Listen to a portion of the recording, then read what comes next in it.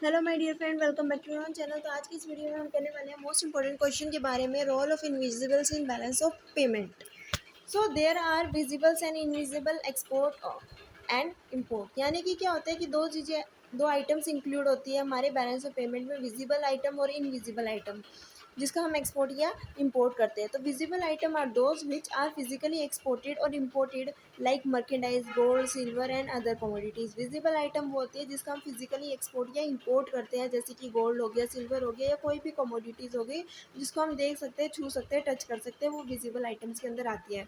Invisible item comprises cost of services, income and transfer payment, that is payment and remittances. यानी कि invisible item वो होती है जिसको हम फिजिकली छू या देख नहीं सकते, फिजिकल जिसको हम एक्सपोर्ट या इंपोर्ट नहीं करते, वो आती है हमारी इनविजिबल आइटम्स में। यानी कि जिसके अंदर क्या होता है, कोई भी सर्विसेज हमने दूसरी कंट्री में दी या कोई भी सर्विसेज हमने दूसरी कंट्री से ली, तो उसकी कॉस्ट, ठीक है, इनकम, या फिर पेमेंट को हमने ट्रांसफ़र किया किसी भी पर्पज़ के लिए, रेमिटेंस, ये सारी चीज़ें जो है हमारी इनविजिबल आइटम्स के अंदर आती हैं। इनविजिबल आइटम्स यानी कि कोई भी सर्विसेज हमने दूसरी कंट्री को दी, लेकिन वो सर्विसेज वगैरह कोई देख नहीं सकता, छू नहीं सकता, टच नहीं कर सकता, ठीक है। ये होती है हमारी इनविजिबल आइटम्स। आईएमएफ यानी कि international monetary fund manually classify invisible items data only under the following एड। यानी कि जो हमारा आईएमएफ है, उसने क्या किया है, इनविजिबल आइटम्स को क्लासीफाई किया है एक डाटा के अंदर, कि इनविजिबल आइटम्स के अंदर कौन कौन सी चीज़ें हैं जो इंक्लूड होती है। जैसे कि ट्रैवल, या तो हम दूसरी कंट्री में गए, या दूसरी कंट्री वाले लोग हमारी कंट्री में आके travelling services, transportation services, insurance services, या इन्वेस्टमेंट इनकम, यानी कि कहीं पे पैसों को इन्वेस्ट किया, वहाँ से इनकम जनरेट हुई। चाहे तो हमारी कंट्री ने दूसरी कंट्री में जाके पैसा इन्वेस्ट किया, या फिर दूसरी कंट्री आके हमारी कंट्री में पैसे इन्वेस्ट कर रही है।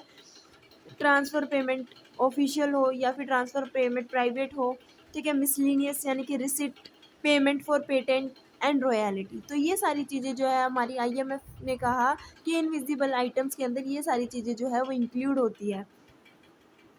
और उसके बाद आती है हमारे fifth point, increase in gross invisible receipt more than offset the increase in net investment income payment.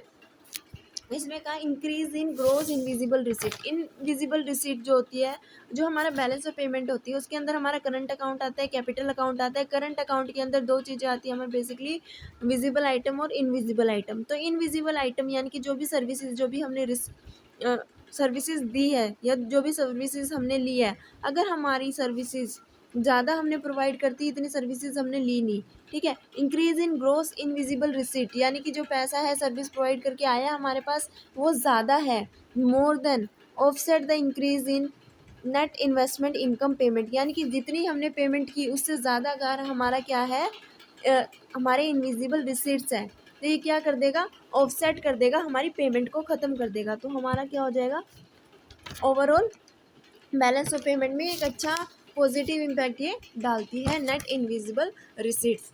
तो ये था हमारा roles of invisibles in balance of payment में क्या रोल्स है। बेसिकली हमने 5 पॉइंट्स पढ़े हैं, जो कि बहुत ज़्यादा इंपॉर्टेंट क्वेश्चन है, एग्जाम में काफ़ी बार पूछा गया। अगर आपको ये टॉपिक अच्छा लगा तो इस वीडियो को लाइक, शेयर और सब्सक्राइब करना मत भूलिएगा। Thanks for watching.